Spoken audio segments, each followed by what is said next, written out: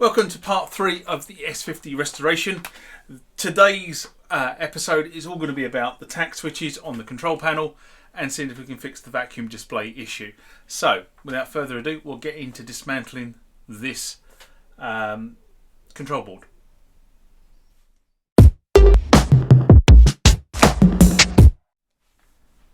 In order to get this out, as far as I can see, we need to take all these screws off this metal panel at the top out, and then there's 1, 2, 3. There should be another 2. I've taken this one out already because I'm trying to size it up for a new screw, because there's one missing, which is this one here. And we also need to take away these connectors that go between this board and the motherboard within the sampler. So what I'm going to do before I do anything else is I am going to take some photographs of the internal board,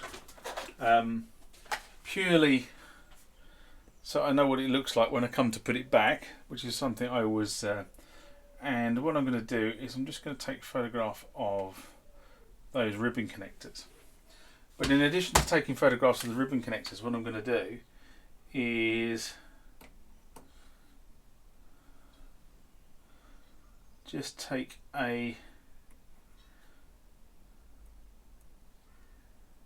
just mark the connectors so I know which order they go back in.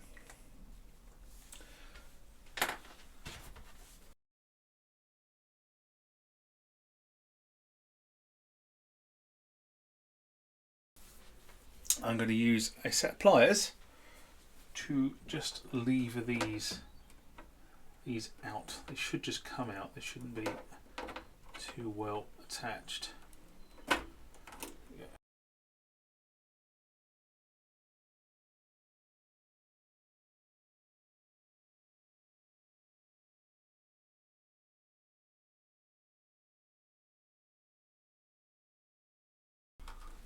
Okay, I've gently just extracted those wires, as you probably saw. Probably find my arm was in the way while I was doing that, but effectively they've all come out of there. I didn't need to take that one out, but I've just done it for ease of use. And now we need to undo these screws. So I'm going to start in this top corner here.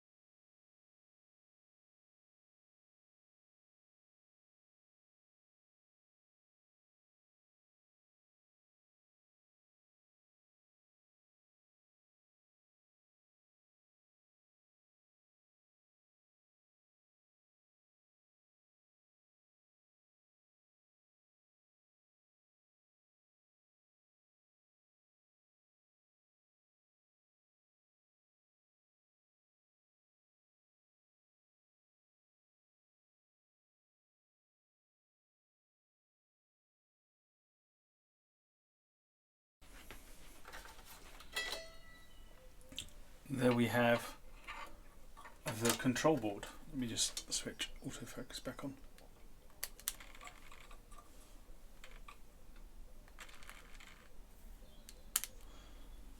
So there's the control board. That's the vacuum display. And it is actually not too bad in terms of dust and dirt, but I will give it a quick clean with some isopropyl alcohol before I get going. In fact, actually it's probably easier to clean it after I've taken out the tack switches. Remember, like, comment, subscribe to the channel. Go over to Instagram and follow me there. Go over to Facebook, follow me there. That's where the normal notices are.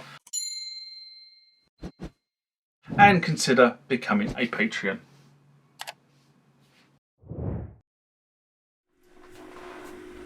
Okay, I've got this now out on the bench, and I've got my solder sucking tool set to 190 degrees, which hopefully should be enough for the solder. And I'm going to start taking out the tack switches. You know the tack switches because they tend to be in figures of 4, going a lot across the board like that. And there's a whole raft here, so I'll be careful. But I'm just going to show you the first few, taking those out, and then I'm going to switch the camera off and just get on with the job. So let's see what happens.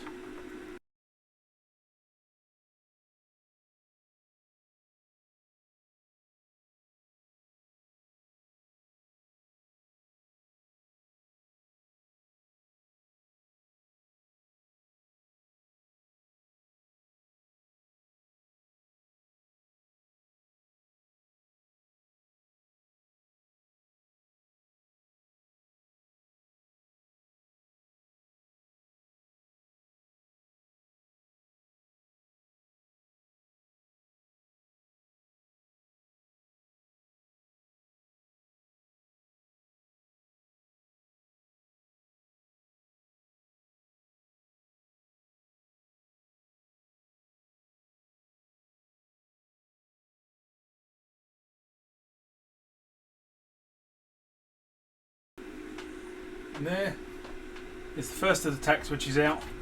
I'm now going to continue to take the rest of them out, but I'm not going to bore you with that on film, so come back when it's all done.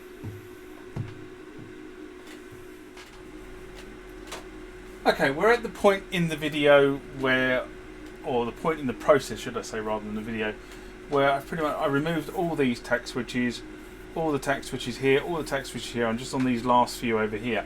But what I thought was probably really important was to sort of go over a couple of the basics. So the first thing is I'm using this, which is flux, and I'm just putting this on to the back of the solder joint before I try to loosen the tack switch. The reason I'm doing that is it just makes the solder flow a little bit easier when I use the solder sucker on it. So I need to take my glasses off because I need to work up close on this. And then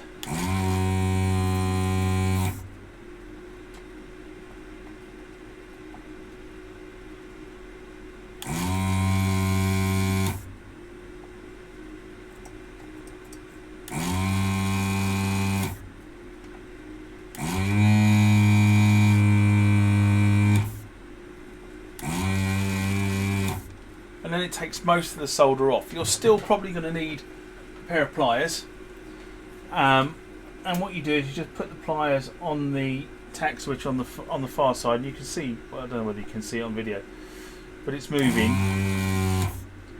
and then effectively all you need to do is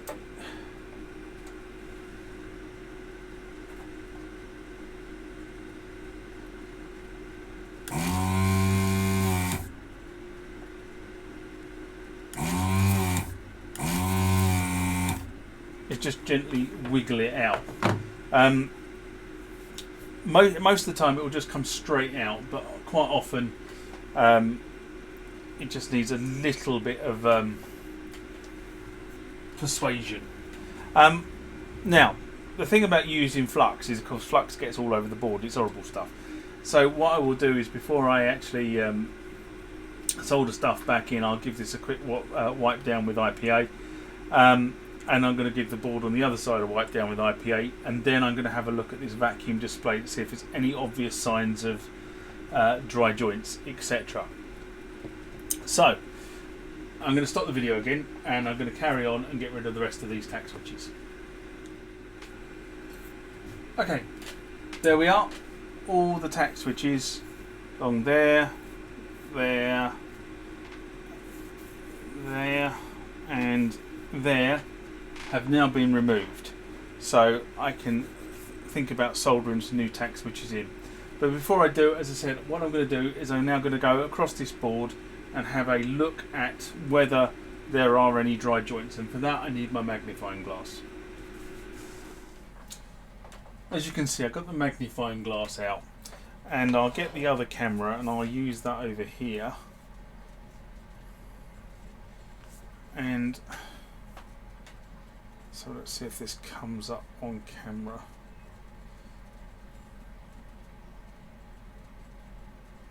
Okay, I started recording now. I don't know whether this is coming across on camera, but if I were to take a pen and I was to put that pen up here, yeah, I don't know whether you can see this. If I pull that back a bit, you can. But there is a circle effectively around all the pins up here, which would seem to indicate that's a dry joint. Somebody has already been in here because you can see that there's different solder joints on some of the points. That one there, for argument's sake. So somebody's already been in here and reflowed this, and there's a couple over here as well, which is just off camera, sort of over here. There's one there, and there's a couple on this bottom one. Now they're all related to the display. So what I think I'm going to do is I think I'm going to suck off the ones, these blobs, and put new solder on there, and I'm going to resolder all these pins up here as well, to see if that solves our intermittent display problem.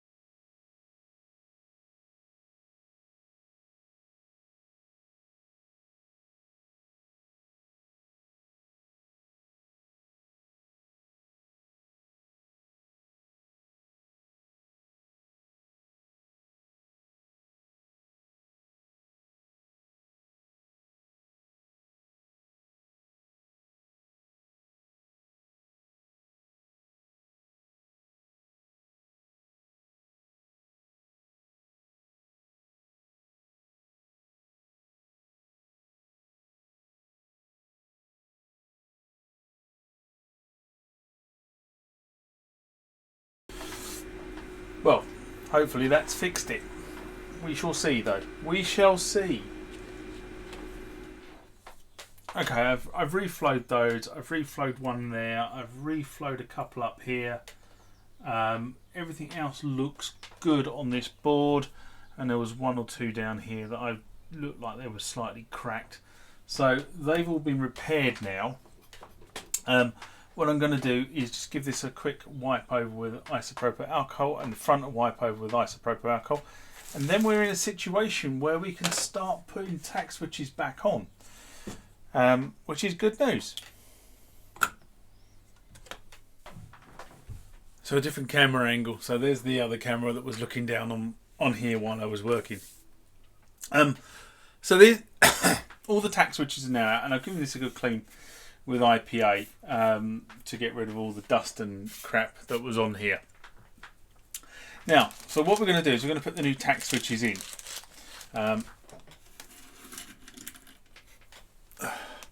Oops, hold on.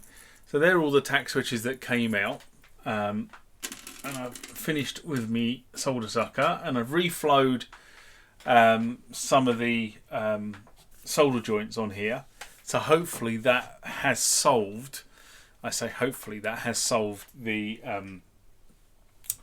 vacuum display issue. I'm not going to find that out until I reconnect it up, of course.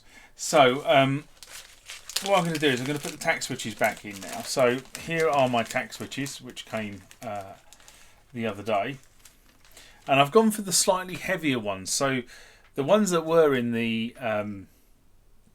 S-50 are 160 thingies, and I can't think what the thingies are. But the ones in the 550 are slightly heavier, slightly more heavy duty. So I've actually gone for the more heavy duty tack switches that are going to go back in here. Now, tack switches, effectively the contact on the tack switch goes across the tack switch. So if you look at the... I will put a photograph up for this. If you look at that, okay, so tack switches are sort of like crabs. They're like crab, okay, and the contact goes from there to there, right, across the crab, if you like. So if you put it that way and you're not seeing a crab, you've got it the wrong way around. So they need to go in that way, and as far as I'm aware, I've never been told there is any polarity problems. So you just basically pop these through as far as they will go, like so. So they're right on the board, and then you repeat that. Now, quick trick. In order to make sure these don't fall out while you're trying to solder them, good idea to have some of this stuff around. This is just it's known as various things in various places in the world. The brand is actually called frog tape, but it's decorator's masking tape. Okay, and the reason why I use this for this particular exercise is because obviously it's designed to come off. So what you do is you take a lump of this and effectively you put it over what you're trying to solder in, like so. That's a pretty poor show, John. But you put it over what you're trying to solder in, and it holds whatever it is against the board so that it doesn't fall out when you turn it up the other way around to try and solder stuff. So that's just a quick tip. I need to put all the tack switches in before I do this. And the other thing is I'm going to put all the tack switches in so that they're all mounted and flush to the board, and then I will just solder the lot in one foul swoop. Well, that's the idea anyway. So I'll just carry on putting tack switches in, and I'll restart the video when there's something more interesting to see. Now, I was actually quite lucky because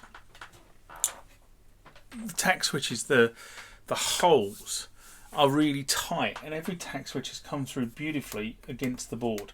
So I don't need to use my frog tape, but I would have used frog tape if they had been any loose. The next thing is obviously to put the solder the tack switches back in. So basically I'm going to start the same way as I took them out. I'm going to start over here and work my way across the board. Again, using a fair amount of flux to make sure that the solder very makes a good seal against the circuit board. So I'll start with that. My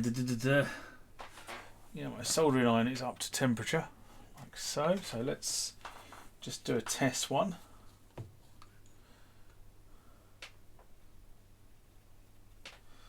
An engineer once said to me, you can never use too much flux. I don't know whether I actually believed him or not, but I do tend to be quite sparing. Well, no, sparing is the wrong word. And the other thing I've noticed that is because of my eyesight, I think is getting a little bit worse for this close-up work. I need to take my glasses off. But, you know, way of the world, us getting older. So let's start with this side.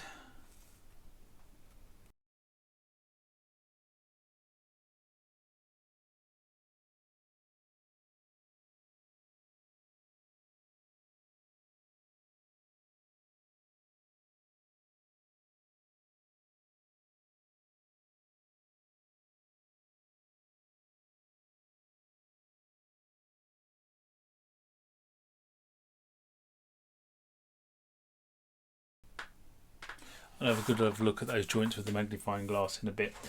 But again, I'm not going to bore you soldering all these on. You've seen me start that. So I'll put the camera on in a minute. When I finish this won't take very long actually.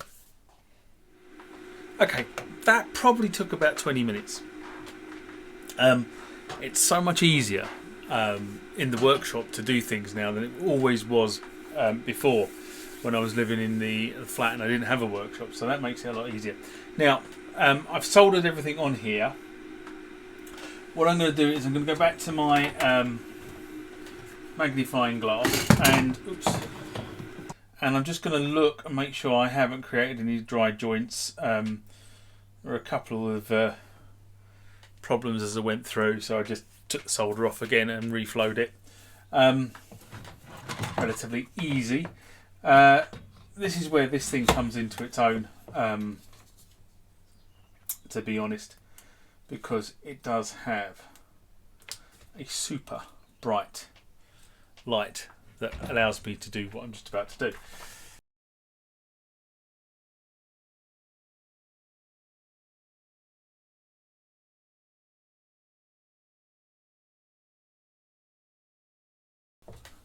And they all look good to me. So, looks like that is successful. What I'm going to now do is I'm just going to use some IPA and get rid of the liquid flux that I just put on here to allow the solder to flow properly. And then it's a case of putting this back in the machine. Okay, giving the board a good clean now. All the new tack switches in place. All seem to work nicely and wonderfully in place. Hopefully the vacuum tube is working, but we'll now put this back in here, reverse of how we took it out, so I'm not going to film that. And then we'll put it back together, and that's probably about as far as we're going to get tonight, having completed that, which is a good project. How long did that take me? That probably has taken me about 3 hours. Take that out, take all the tack switches out, put new tack switches in, and go round and just deal with some of the joints. About 3 hours effort that one was. So I'll put this back in here now. I'm not going to do that on camera. And then that's tonight done. So hopefully you enjoyed part 3. Live long and prosper. Bye bye.